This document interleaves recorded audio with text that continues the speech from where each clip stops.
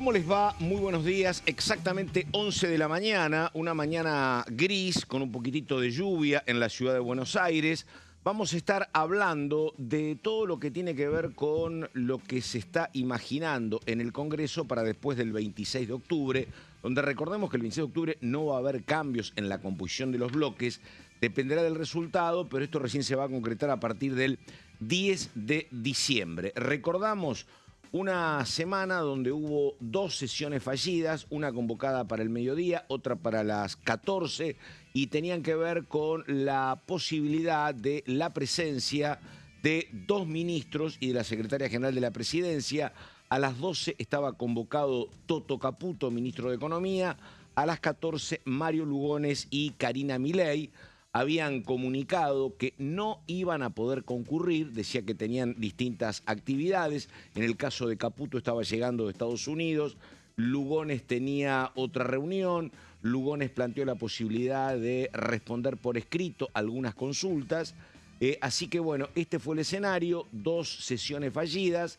Y ahora mucha mirada en lo que va a pasar el próximo 26 de octubre con mucho cálculo, tanto de el propio oficialismo, imaginando cuántos diputados propios va a tener, los cálculos de Unión por la Patria y hasta de Provincias Unidas, que según con quien uno hable, se imagina para después del 10 de diciembre, con un electorado, dicen, de mínima del 10% a nivel país y de máxima del 15%, mucha campaña y mucha presencia en los medios de Schiaretti, de Yarlora, de Puyaro, del gobernador de Chubut, tratando de que el tercer espacio crezca, aunque las encuestas hablan de una notoria polarización, como siempre ocurre en los días previos al 26. Está ella, María Caferata. ¿Cómo andamos, Cafe? ¿Qué decís? ¿Cómo estás, Pato Méndez? Bien. Bueno, ya está, ya arrancó la recta final Sí. de la campaña. Me parece que ya podemos hablar del inicio de un receso a partir de la semana que viene. Me agarro algo de lo que dijiste. Yo el día de ayer le estaba haciendo una entrevista a Miriam Bregman, que es la candidata del Frente de Izquierda por la Ciudad de Buenos Aires. Y me decía, esta es una elección de las terceras fuerzas, ¿no? Entendiendo en términos de que, al menos en la ciudad y la provincia de Buenos Aires, donde se concentran las mayores poblaciones, va a ganar muy probablemente la Libertad Avanza en la ciudad y el peronismo en la provincia de Buenos Aires. La disputa hoy se está dando respecto a, bueno, ¿quién de las terceras fuerzas ingresa al Congreso? Y hay que tenés izquierda, Provincias Unidas. Y Provincias Unidas como esa fuerza que tiene pretensiones de convertirse el gran equilibrio, la gran balanza entre los dos polos, ¿no? Unas Provincias Unidas, que vamos a decir, tampoco es que se presentan en todas las provincias del país, pero que tuvieron mucho protagonismo ayer en el Coloquio Idea y que es un poco el gran atractivo para el gobierno nacional a partir de las elecciones, ¿no? Es lo que ellos van a querer seducir para los próximos 2 años, y es interesante porque tuvimos algunos anticipos ayer en el Coloquio Idea. Yo lo escuché a Martín Yarlora y a Ignacio Torres, gobernador de Córdoba y gobernador de Chubut, planteando que, bueno, ellos podrían acompañar una reforma laboral presentada por el gobierno nacional. Así que hay un plan del gobierno respecto a cómo se reconfigura esa gobernabilidad, pero falta ver el resultado de las urnas. María, tengo que ir a los títulos, pero una pregunta, ya que hablaste con gente de izquierda y con otros representantes varios. Te digo, yo he hablado con varios consultores y en casi todos, o en todos te diría, está muy firme esto.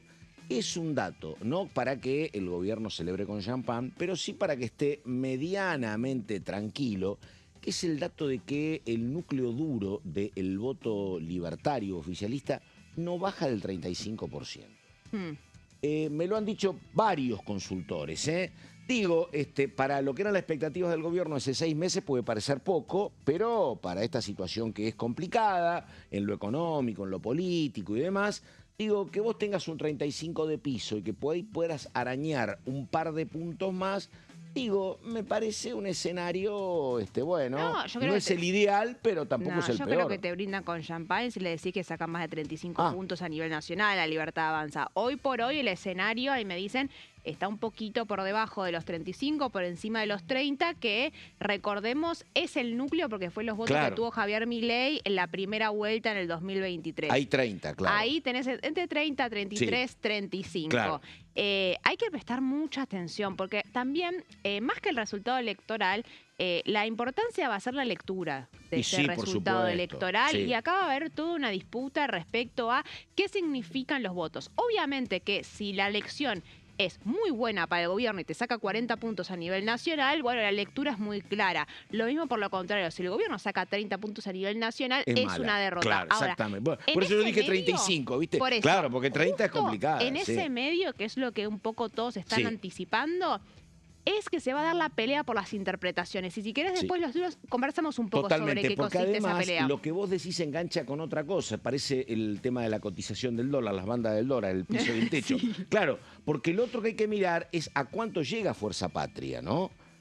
Porque claro, si el piso del oficialismo es 35...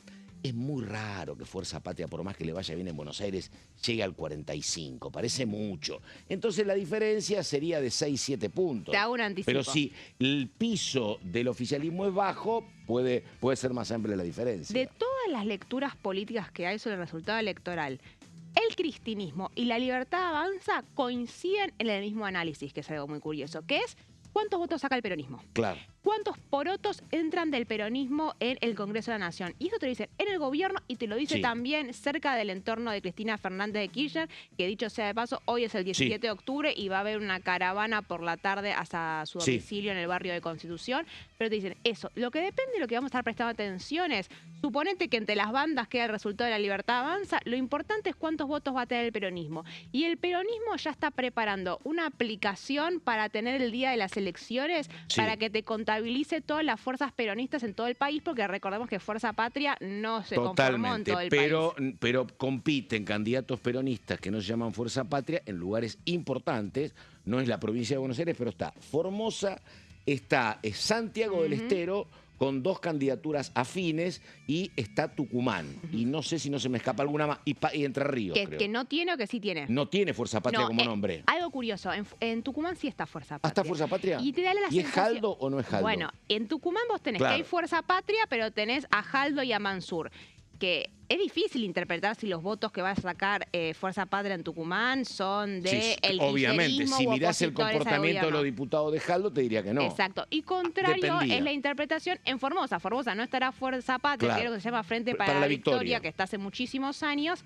Y esos son votos que efectivamente siempre han sido opositores. Así que una es la lectura del día domingo, que va a ser cómo está pintado el mapa, y después vas a tener la lectura del día del lunes de ver uno por uno quiénes son los diputados y diputadas que van a ingresar al Congreso. Y lo último, uno se engolosina mucho con números y demás, caferata, pero la verdad, de eso vivimos. Desde hace 80 años es más o menos lo mismo. El peronismo nunca baja del 40% y el irreductible antiperonismo nunca baja del 35%. Igual el peronismo ya sacaron 40% a nivel nacional, se vería primera fuerza a nivel nacional y sería un muy mal resultado para la Libertad Avanza.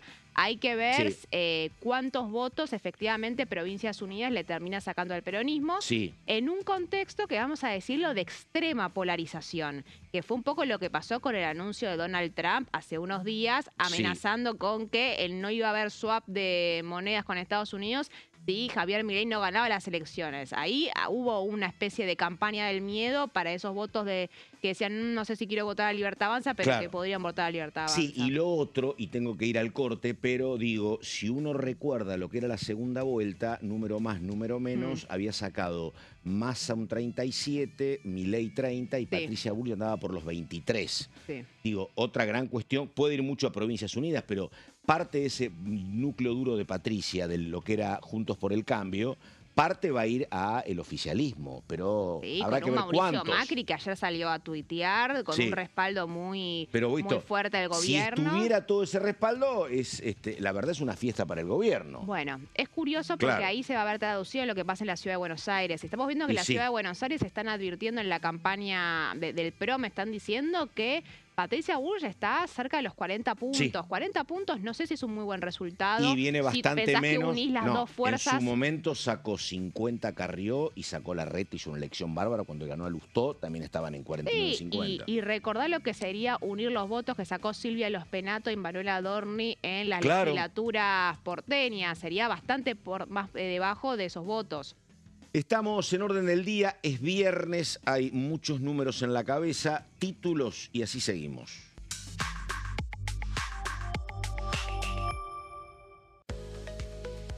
Recordamos este giro al Senado de las leyes aprobadas en diputados, reforma de la ley de DNU, designación de la defensora de los derechos del menor y otras varias cuestiones.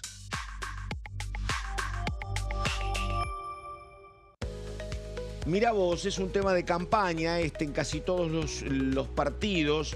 Proyecto de Oscar Agos Carreño propone una bicameral para debatir reforma laboral y coparticipación federal. Otro que pelea por entrar.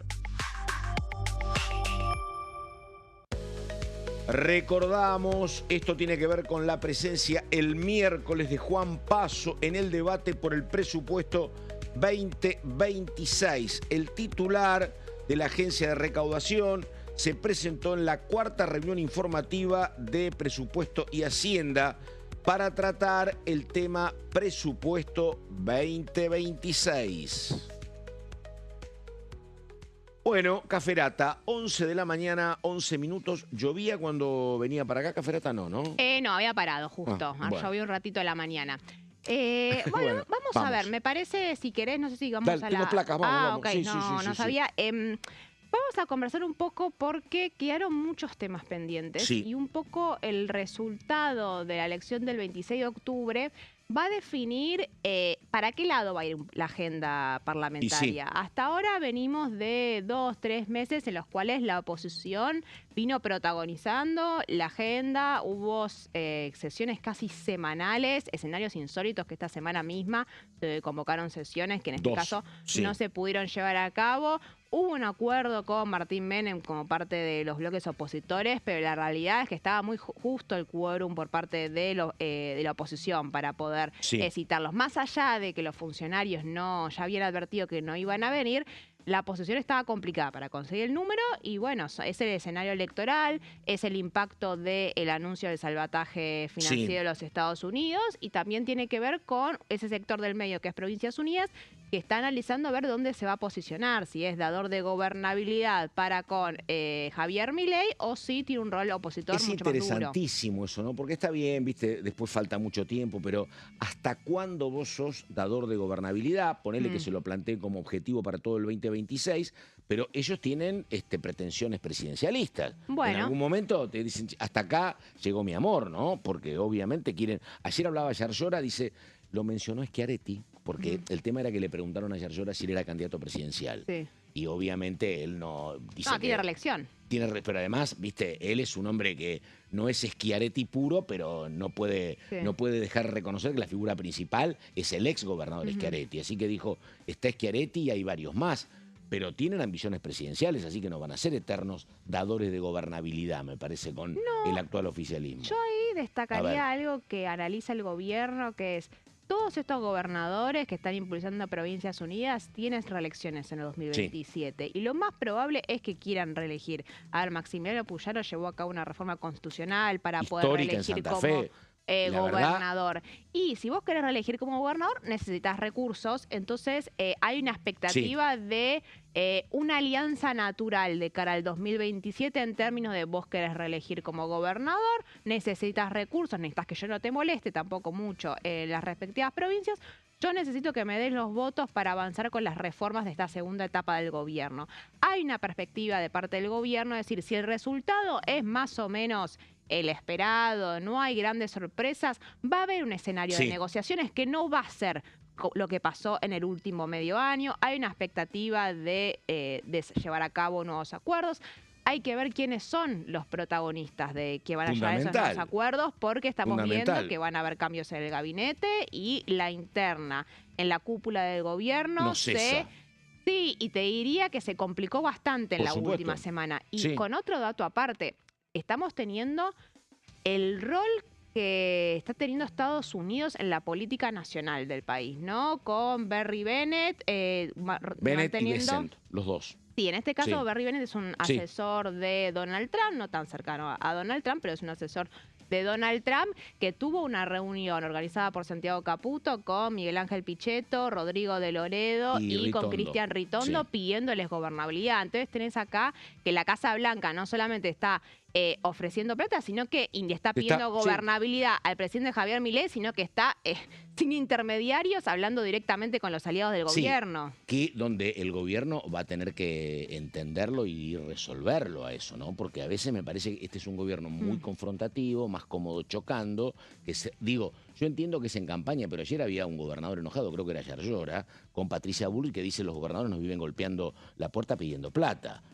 Está bien, están discutiendo cada provincia y estamos en campaña, pero después del 26 vas a tener que alinearte y vas a tener que tener una conducción más dialoguista, me parece, ¿no? Y centralizada con nombres, porque otra de las cosas que vos ves dentro del propio gobierno es que algunos dicen, che, yo estoy haciendo una gestión y resulta que gente del mismo gobierno hace la misma gestión por detrás.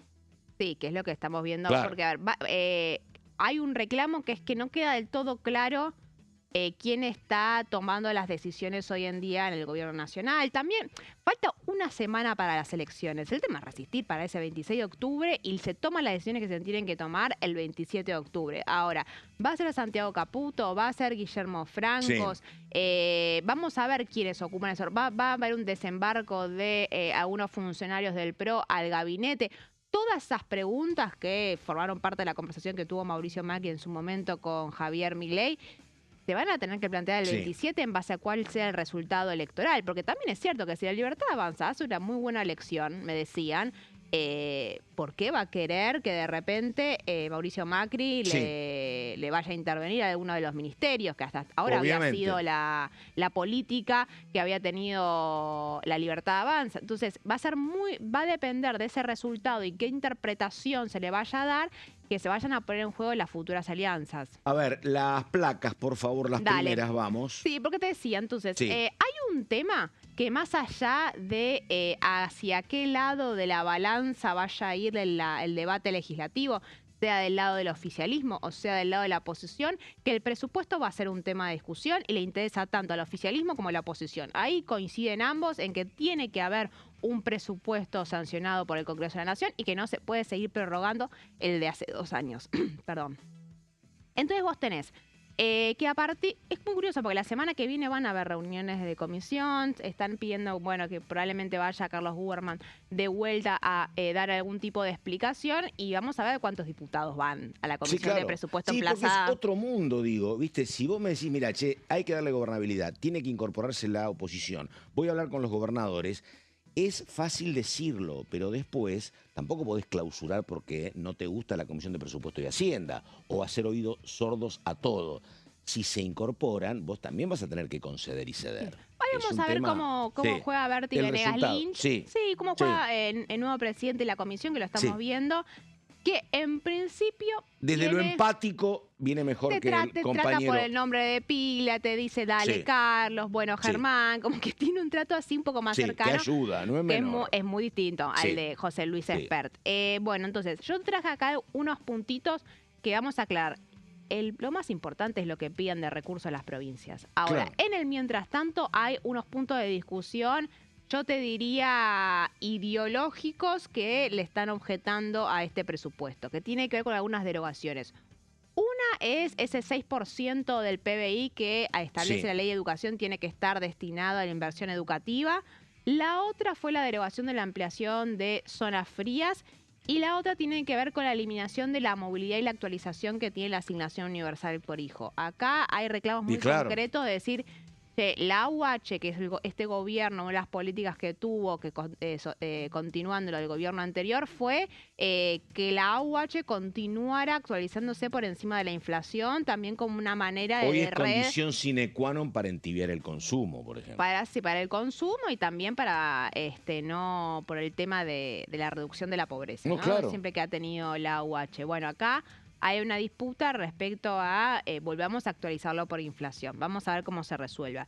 Y recordemos que como está emplazada, tiene que haber un dictamen el 4 de noviembre, que no falta mucho tiempo para el 4 de noviembre. Las elecciones son el 26. Yo no me imagino cómo van a llegar con la discusión que va a empezar de verdad después de octubre hasta el 4 de noviembre con un dictamen. Vamos a verlo, por ahí se termina por ahí hay una modificando, prórroga, pero digo, la verdad, a mí me gusta que haya fechas definidas, porque es cierto que a lo mejor no entran, pero una cosa es una prórroga de una semana o una prórroga de 15 días y otra in eternum, seguir discutiéndolo en enero, por eso. Sí, puede ser. Dale. Entonces, ahora vamos a esto que yo te decía de respecto a, bueno, ¿qué es lo que va a pasar después del 26 de octubre, no? ¿Cómo va a ser ese nuevo acuerdo de gobernabilidad? Recién lo repasábamos un poco. Va a ser La Libertad Avanza, tendrá 80, 85 votos propios. Va a duplicar la cantidad de los votos propios, sea el resultado que sea, y eso es lo que el gobierno pretende mostrar, ¿no? Yo antes tenía 40 diputados, ahora tengo 80. No me puedes decir que yo no gane estas elecciones. Esa va a ser un poco la carta de presentación, con una base de los votos del PRO, que va a haber reducida su presencia en el Congreso, pero con esos votos y algunos radicales sueltos va a conseguir el tercio vetador. A partir de ese primer objetivo, la idea es expandirse hacia Provincias Unidas para poder avanzar con estas dos reformas que le importa al Gobierno Nacional y que les pidieron el Fondo Monetario Internacional, que es la reforma laboral y la reforma previsional. Con este agregado que te decía, Pato, que yo ayer a Yarlora y a Nacho Torres los escuchaba como muy abiertos a discutir este tipo de reformas, que es lo que espera el gobierno. La laboral me parece que es más sencilla que la previsional, ¿no? Pero bueno. Vamos a ver si el previsional hasta este momento ha sido un motivo de conflicto con la oposición. Así que sí, porque se volverá a colar el tema del veto. Es otra plata, es otro monto, es conflicto. Viste, tenés cualquier escenario, cualquier mirada que tengas sobre otros experimentos, son experimentos complicados en cualquier lado. Por ejemplo, en Francia es un tema muy sensible. La laboral me parece que es más factible, pero bueno. Sí, que hubo intentos, recordemos que hubo un intento de reforma laboral vía DNU, lo termina interviniendo la justicia, lo inhabilita. Y además, ¿sabés qué? Hubo algunas cuestiones que no se tocaron, María, últimamente, pero hubo muchas modificaciones laborales en los 10 años de menemismo. Lo que pasa que después volvió el gobierno de Néstor Kirchner y de Cristina, y Héctor Recalde, el papá de Mariano, tenía como misión casi personal ir recuperando aquellas leyes laborales que en el menemismo se habían perdido. Y recuperó varias, por eso estamos como 1-1. Y ahora otra vez van por la derogación, pero pasó eso. Me dicen que si queremos hagamos las placas después del corte. No sé Vamos, después del corte, decís querés el corte ahora, yo obedezco a mi productora. Bueno, Caferate entonces, nos queda la agenda pendiente de la oposición. Y nos queda emergencia en ciencia y técnica, que es otro tema muy sensible. Sí, efectivamente. Bueno, la pausa, estamos en orden del día y ya venimos.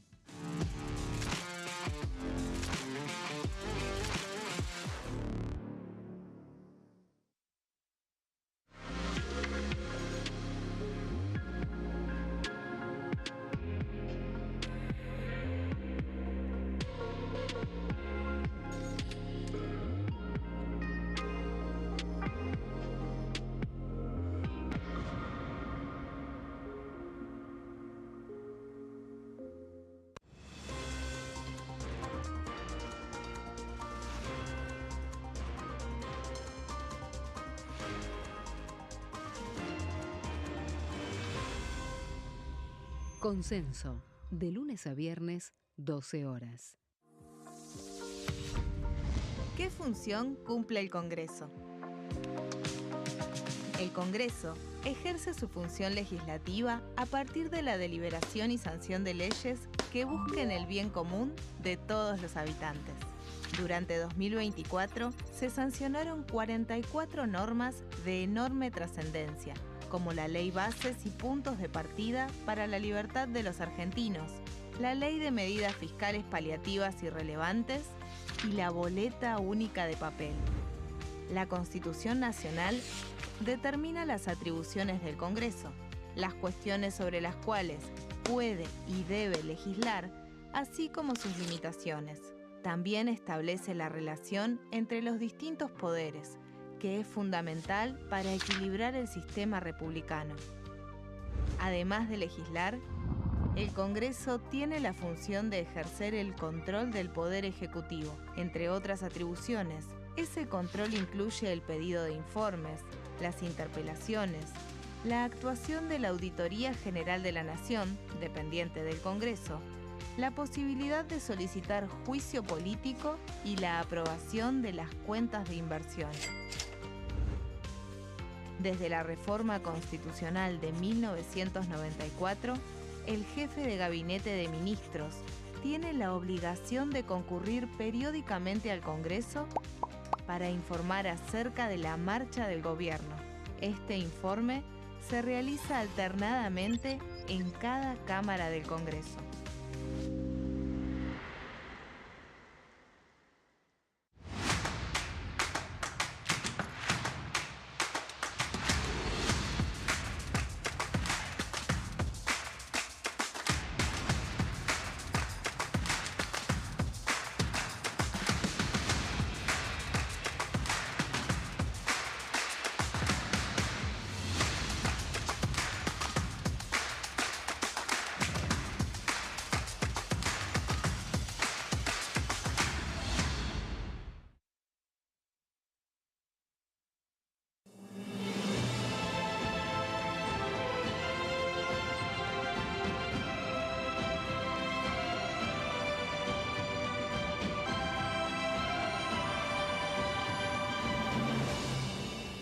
La bancada, de lunes a viernes, 13 horas. ¿Cómo funciona el Congreso? Las sesiones son el espacio donde los diputados debaten proyectos de ley para su aprobación, modificación o rechazo. En una misma sesión pueden tratar varios proyectos de ley. Las sesiones ordinarias comienzan el 1 de marzo, cuando el presidente de la Nación inaugura el periodo ante la Asamblea Legislativa, y se extiende hasta el 30 de noviembre. El Poder Ejecutivo puede convocar a sesiones extraordinarias o prorrogar las sesiones ordinarias. La sesión es dirigida por el presidente de la Cámara de Diputados, que administra el uso de la palabra y las distintas instancias del funcionamiento.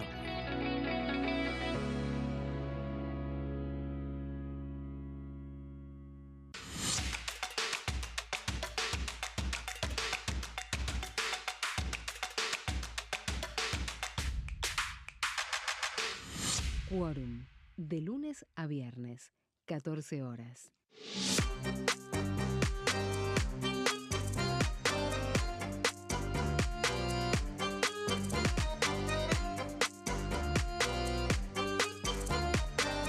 Plenario, de lunes a viernes, 15 horas. ¿Quiénes conforman el Congreso? El Congreso de la Nación está conformado por la Cámara de Diputados y la Cámara de Senadores. La Cámara de Diputados representa al pueblo de la nación argentina. Esto significa que las provincias más grandes y con mayor cantidad de habitantes tienen muchos más diputados que las provincias más pequeñas. La manera de establecer las cantidades es proporcional. Por ejemplo, la provincia de Buenos Aires cuenta con 70 diputados nacionales y la provincia de Tierra del Fuego con 5. La Cámara de Senadores representa a las provincias. Cada provincia envía 3 senadores al Congreso Nacional. El total de senadores es 72, dado que las provincias argentinas son 24. Este es el número fijo, estipulado por la Constitución Nacional. Cada 2 años, el Congreso Nacional renueva la mitad de sus diputados y 1/3 de sus senadores nacionales. El mandato de los senadores es de 6 años, mientras que el de los diputados es más breve, dura solamente 4 años. La Cámara de Diputados tiene 257 miembros. En el recinto, los diputados se agrupan en bloques y en interbloques que expresan partidos políticos o afinidad ideológica. Existen también los monobloques, integrados por un solo diputado. El bloque oficialista se dispone a la derecha del presidente de la Cámara. el bloque opositor mayoritario a la izquierda y en el centro los bloques con menos cantidad de integrantes. Son requisitos para ser diputado: tener al menos 25 años, 4 años de ciudadanía argentina, haber nacido en la provincia por la que se postula o haber residido en ella los 2 años precedentes.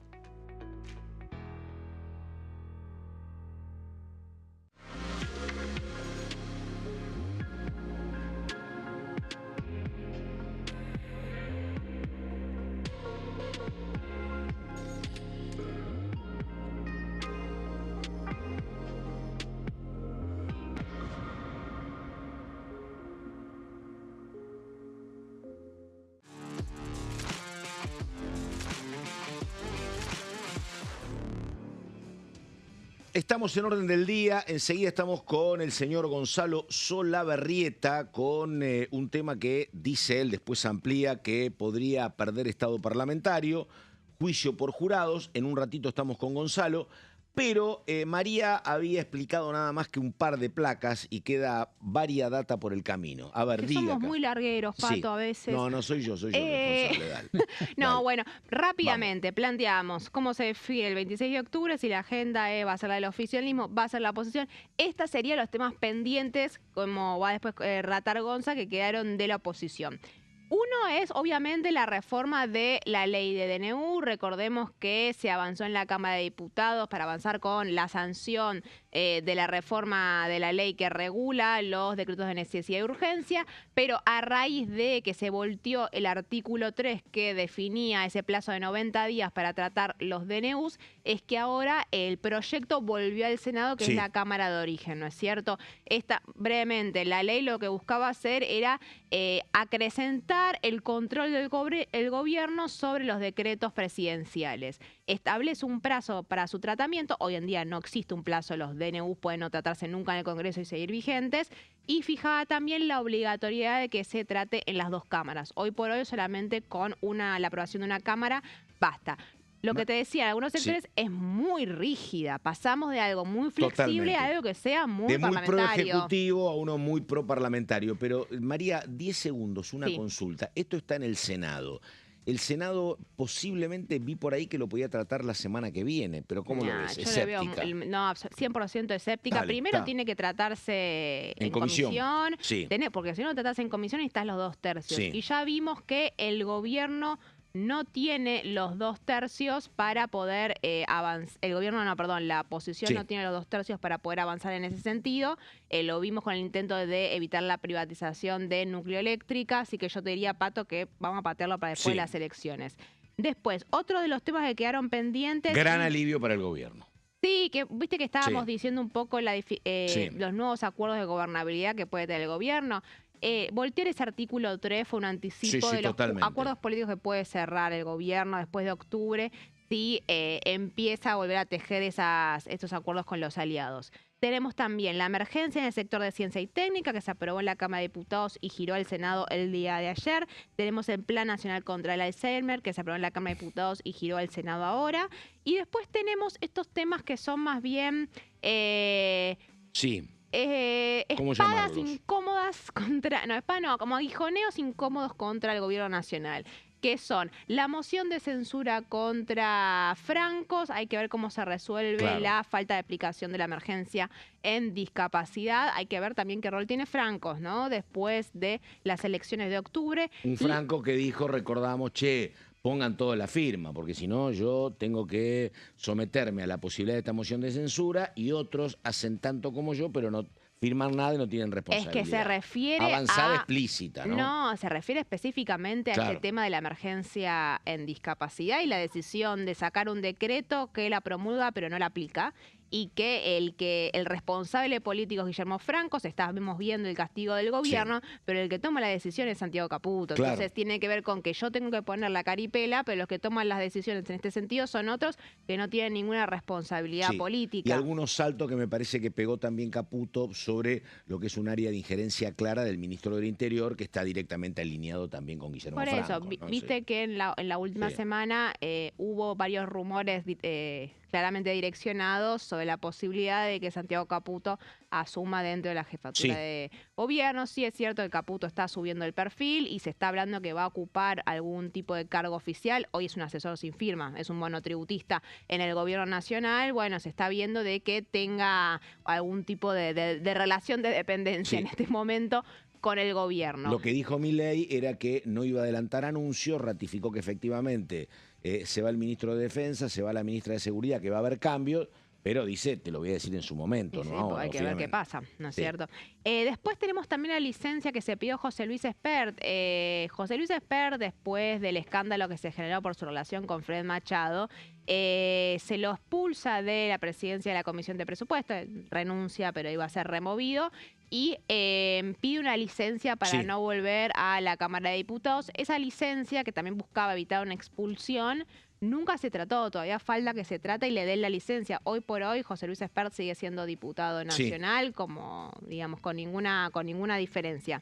Y finalmente te incluyo el swap con Estados Unidos, María? porque hay una disputa por parte de la oposición, Que si tiene que fundamentalmente pasar el la tema o no por el Cámpora, Congreso. que dice el swap entra como nueva deuda y la ley Guzmán establece claramente que si se toma nueva deuda con Estados Unidos o un organismo extranjero, tiene que pasar por el Congreso. Y eso es básicamente un poco la agenda que va a quedar pendiente para después las elecciones. Bueno, ahí estamos, María Caferata. Vamos ahora, cuando exactamente la hora es 11 de la mañana, 35 minutos.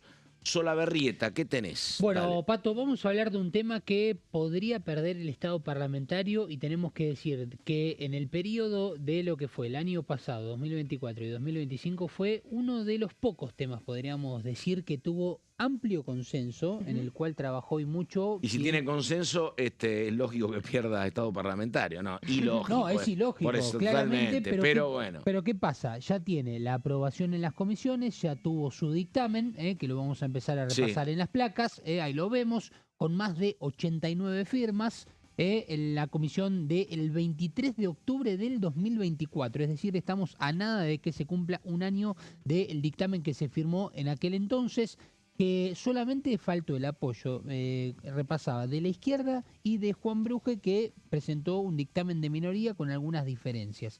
En las comisiones de justicia que preside quien encaró este proyecto y quien más difusión le dio, quien más trabajó en los consensos, que fue el diputado Juan Manuel Quintar de la Libertad de Avanza, representante de Jujuy, legislación penal y presupuesto de Hacienda. Ahora, perdóname, en algunas provincias ya hay juicio por jurado. Sí. Y entonces sigue el equilibrio desbalanceado. Claro. Tenés en algunas provincias sí, en otras no. Sí. Porque yo vi que en algunas incluso, no me acuerdo si era el 2024 o 2023, no me acuerdo si era gestión de Milei o de Alberto Fernández, se votaban juicio por jurado, pero sin plata, no había recursos. Claro. Bueno, Así que a esperar cuando hubiese recursos para Bueno. el presupuesto 2026, por ejemplo. de hecho, Buenos Aires, ¿no? La provincia de Ah, Buenos sí, Aires claro, es una de las está que bien. tiene. Hace poquito se empezó a implementar en Rosario, que fue una de las Y primeras claro, veces fundamental en Santa Fe. Rosario, para Exactamente. el mejoramiento de una justicia absolutamente cuestionada, con jueces federales detenidos, Sí. con mucha investigación, que tiene que ver Exacto. con el gran tema narco de la provincia. Bueno, Sí. que es un tema Sí. bastante interesante como para analizar, pero en este caso lo que se busca es darle una legislación a nivel nacional para que todo el país tenga juicios por jurados, algo que si nos ponemos a repasar Es lógico, las sí. frases y las declaraciones a la hora de la opinión en el debate, mucha concordancia a la hora de pensar en lo positivo y lo importante que podría ser tener juicios por jurados aquí en la Argentina. Pero entonces, ¿por qué se va a caer? Bueno, la cuestión Dale. pasa porque ya estaba repasando un poco en la memoria y con datos, estuvo en el temario de la sesión del 2 de julio de este año.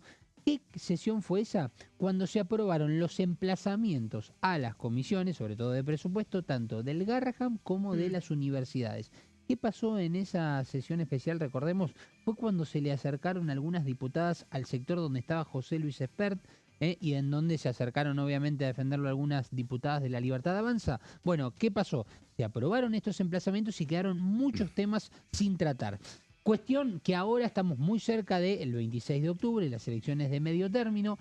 Me comentaban que será muy importante saber cuál va a ser la reacción de los legisladores a partir del resultado para ver si existe una posibilidad de que de lo poco que queda en este año, y tenemos que contar que en el medio está el presupuesto para el año próximo, realmente hasta el propio, quienes trabajaron en este proyecto no están tan auspiciosos en el hecho de que se trate en el recinto este proyecto este año, sino que más bien ya están pensando en la presentación para el año próximo. Pero bueno, ahí decíamos, estuvo en el temario de la sesión del pasado 2 de julio, Juan Manuel Quintar, en aquel entonces en el debate en las comisiones, el diputado de Jujuy, presidente de la Comisión de Justicia, había dicho que el juicio por jurado es una política de Estado, tanto para el presidente Javier Milei como para el ministro de Justicia, Mariano Cuño Libarona, que recordemos fue quien presentó esta iniciativa. Cuño Libarona que está en todos los recambios de ministros desde hace 2 años casi, sí, pero bueno, sí. ahí sigue. Decís que viene resistiendo. Viene resistiendo, sí, efectivamente. Decimos resistiendo porque puede suceder que haya cambio de ministros. Vamos a ir a el repaso un poco de los tecnicismos y algunas cuestiones particulares que tiene este proyecto, que en principio se dice que cumple mucho con una demanda constitucional, algo que ya viene con un reclamo de varios años. Reforma, esta es justamente la de juicios por jurados, que busca darle una transparencia al Poder Judicial, es un poco lo que presentan quienes adjudican un cierto argumento a favor de la iniciativa. Implementa la toga y el martillo como una cuestión más estética para el procedimiento, busca darle una cierta seriedad al suceso, algo que estamos acostumbrados, Pato, a verlo más en los Estados Unidos y que sería toda una novedad a la hora de pensar en la imagen, ¿no? Del juez con la toga, justamente con esa vestimenta negra, con el martillo en la mano. Bueno, y además en los juicios por jurados deben realizarse en las jurisprudencias judiciales donde fue cometido el delito y deben ser grabados bajo justamente la pena de nulidad. Hoy, inclusive, si queremos ver algunos juicios por jurado, en la provincia de Buenos Aires en YouTube están, así como también en otras provincias, es decir que hay una cierta accesibilidad a verlos para ver un poco cómo es. El procedimiento está bueno como para familiarizarse porque justamente hay un acto donde se presentan los abogados de las personas que defienden a las dos partes y un poco tratan de hablarle a ese jurado que es básicamente elegido por parte de la justicia como parte de la ciudadanía. Pero vamos a ver algunos requisitos importantes respecto a el tecnicismo pleno de lo que estamos hablando. Esto es para, recordemos, todos los delitos que están en la Constitución, en el Código Penal. 12 miembros titulares de este juicio, de este jurado, que va a estar justamente, en el caso de que se implemente, con 2 suplentes como mínimo y va a ser dirigido por un juez. Ese juez será quien tenga la toga y el martillo. Y ahora vamos a ir a la siguiente placa, porque esto es muy importante entenderlo, Pato, porque nos compete básicamente a todos, ¿no? Pensando en quiénes pueden ser jurados a la hora de la elección en la justicia. Bueno, con ser argentinos, con 5 años de ejercicio de ciudadanía, tener entre 18 y 70 años, saber leer, escribir, hablar y comprender el idioma nacional. Y en la siguiente placa, los últimos requisitos para saber si uno puede ser o no justamente parte de este jurado: contar con el pleno ejercicio de los derechos políticos, tener domicilio conocido, claro y conciso, y tener una residencia inmediata no inferior a 2 años en la jurisprudencia judicial, es decir, donde fue cometido el delito y donde se desarrolle ese juicio. Así que este tema que el propio Manuel Quintar, un poco en cuanto a la crítica de la oposición, pese a que tuvo mucho consenso, inclusive de Unión por la Patria, apoyó este dictamen con 89 firmas, habla de que un poco la oposición política trató, en este caso, de ir contra el gobierno nacional y contra el Parlamento en temas que realmente eran de mucho interés, inclusive estos que tenían mucho consenso, pero que por ahora, y si no se vota este año, perderá el Estado parlamentario. Muy bien, señor. María, tengo una consulta, porque vos explicabas bien que el gobierno va a apostar, vos decías, hay muchos gobernadores que tienen reelección, el gobierno va a apostar a que les vaya bien, que intenten su reelección, y el Ejecutivo Nacional intentará la continuidad del actual titular del Ejecutivo. Ahora, te pregunto, tienen mucho peso varios gobernadores sobre varios diputados, pero en lo que tiene que ver con la interacción con lo que es, por ejemplo, Encuentro Federal, que habrá que ver cómo termina convocado, otros espacios, habrá que ver qué queda del radicalismo, qué queda de la coalición cívica.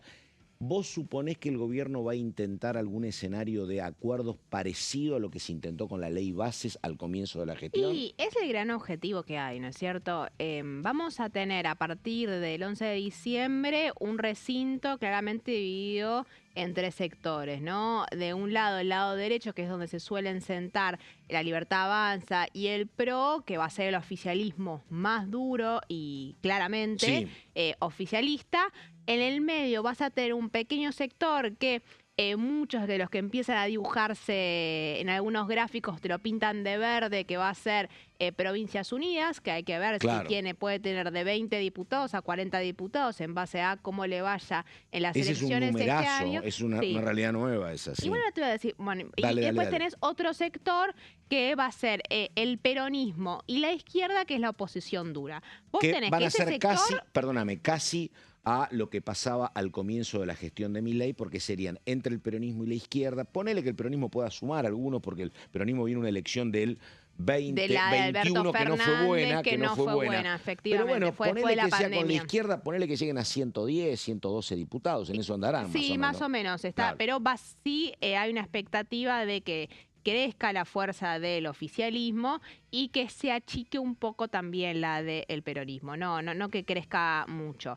Ahora, va a ser ese centro la que va a terminar definiendo para qué lado van a estar los votos. Y yo te meto Provincias Unidas, pero también te pienso en qué rol va a tener la coalición cívica a partir de ahora, qué rol van a tener. Una coalición cívica que queda con 2 o 3 nada más, ¿no? Sí, pero que, a ver, hubo 3 diputados de la coalición cívica que fueron claves a la hora de voltear el artículo 3 de la ley de la reforma de DN1, ¿cierto? Sin esos 3 votos de la coalición cívica, la ley salía y se sancionaba como salió del Senado. Y algunos indican esto, a ver, que me parece que es interesante, porque es cierto que se fortalece, es cierto que va a sumar muchos diputados el oficialismo libertario, pero también es verdad que pierde por esta fusión que hay entre el Partido Amarillo, el PRO, y los Violetas Libertarios, también pierde mucho voto porque terminan diputados del PRO también, ¿no? Sí, el PRO va a achicarse muchísimo más. Hay que ver lo que pasa con el bloque PRO a partir de diciembre.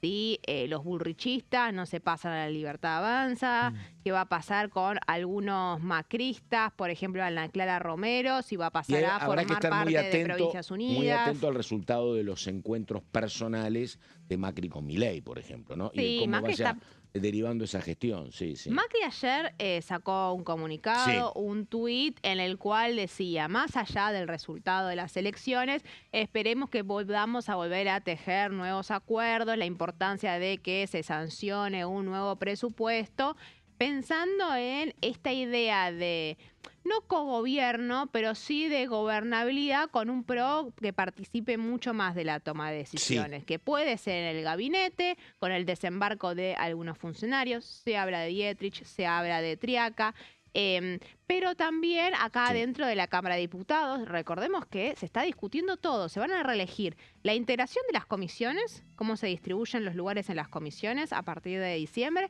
y se va a tener que definir las autoridades de la Cámara de Diputados, y esa también va a ser una disputa a partir de diciembre. Un tema, perdóname, que digo, qué sé yo me encuentro con mi amigo Mauricio cantando y me dice, no, Pato, no importan esas cosas.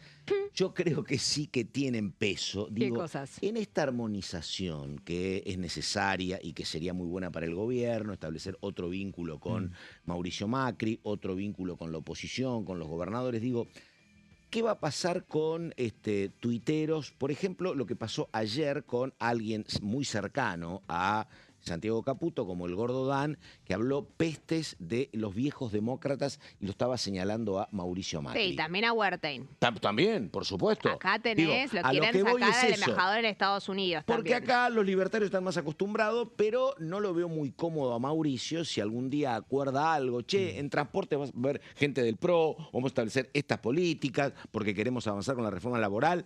Si lo estigmatizan, lo señalan, diciéndole viejo demócrata, ya... Que te digan demócrata, la verdad que no es un deshonor, pero bueno, viejo demócrata, que te señalen, es el que más habla. No, y es el que salió a retuitear que te señalen el mensaje por viejo del no debe estar cómodo. Santiago Caputo retuiteó el mensaje de Mauricio Macri el día de ayer y dijo, sí, Mauricio, estoy de acuerdo. Está revelado el gordo Dan, entonces. No, juegan a él. Recordemos que también el gordo Dan hay siempre un argumento de él hace su propio juego. Ahí está la pata institucionalista de la Fuerza del Cielo y está la pata comunicacional para la militancia que encadena un poco Daniel Parisini. Ahora, a mí me dicen algunos dirigentes de la Fuerza del Cielo, nosotros ideológicamente somos talibanes, somos los que estamos más a la derecha, estamos más a la derecha y tenemos una postura dura. Ahora, políticamente somos los que nos sentamos a negociar con todos. Y hay una pretensión por parte del sector de Santiago Caputo. O sea, yo te digo esto en las redes, después me siento y a lo mejor la cuestión cambia. Y es algo que te lo dicen en el radicalismo y te lo dicen en el PRO. Hay un vínculo de Cristian Ritondo con Santiago Caputo y todo ese sector muy fuerte que te dicen es muy fácil charlar con ellos. También porque hay una disputa acá a partir de octubre sobre quién va a ser el gran dador de consensos del gobierno a partir de ahora. Santiago Caputo tiene una pretensión de decir, conmigo conversamos, conmigo negociamos, Guillermo Francos también, Martín Menem también. Hay que ver quién ocupa ese lugar de la nueva era de consensos del gobierno. Bueno, hay un colega amigo mío que se mata con sectores libertarios en las redes, pero me dice, es el mundo de las redes. Yo voy a Balcarce 50 y no. Me llevó bárbaro. Exactamente, hablamos. Y son dos mundos diferentes. Lo que pasa es que. Más o menos, ¿viste? ¿Qué sé yo? Sí, lo que pasa depende es que cómo lo reciba el otro, pero bueno. Se generó un vínculo tan fuerte de que hoy se comunica por redes sociales, hasta con un retweet o con un me gusta, que también es un poco la relación y el vínculo que uno puede hacer de la realidad con la realidad de las redes sociales. Hoy en día están vinculados. Sí, lo que pasa que, bueno, qué sé yo, puede ser para determinada edad, o círculo etario que no te afecte. Me parece que si lo maltratan mucho a Macri, a lo mejor no le gustaba tanto. Macri sigue enojado. Los que lo conocen dice Macri no olvida. Claro. Ahora, va a depender. Él está viendo cuál es el resultado de las elecciones. Lo que sí es cierto es que hay una pretensión, me parece, de todos los sectores de Casa Rosada de decir, bueno, a partir de octubre bajamos un cambio y arranca la etapa de los consensos políticos. Obviamente los gobernadores dicen, bueno, mostrámelo antes de hablar de esto. Y la disputa interna del gobierno va a ser por quién va a encabezar esa nueva era. Yo no sé cuánto peso tendrá y cuánta razón tendrá, pero Nicolás Mazzot dice, no habla de política, Nicolás Mazzot Emilio Monzón, no Nicolás Mazzot. Él dice, mi duda es que no veo que esté en el ADN del gobierno el sentarte y acordar. Pero bueno, a lo mejor con se Emilio modifica. Monzón igual se comunicaron la semana pasada. Hace un año que no levantaron el teléfono para convencerlo y para voltear la ley de DNU se comunicaron con Emilio Monzón. Entonces hay que ver. Es que el escepticismo, ¿no? Respecto a muchas veces prometieron, iba a haber acuerdos, no se cumplió. Bueno, veremos si esta vez es Ayer la vi varias veces en las redes, porque anda Débora Durieta por acá, varias veces la vi, Así que bueno, llegó a trabajar. ¿Cuántos trabajos tiene Durieta? Tiene muchos, muchos. Suma y suma. Es importante. Bueno. Yo ya me perdí, ¿Viste? Yo ya me perdí. Bueno, nos tenemos que ir enseguida a la continuidad. Llegan todas nuestras compañeras y compañeros. Señor Solaberrieta, muchas gracias. Buen fin de semana, Pato. María Caferata, muchísimas gracias. Hasta el lunes. Hasta el lunes, efectivamente. Nada más. Buenos días. Chau, chau.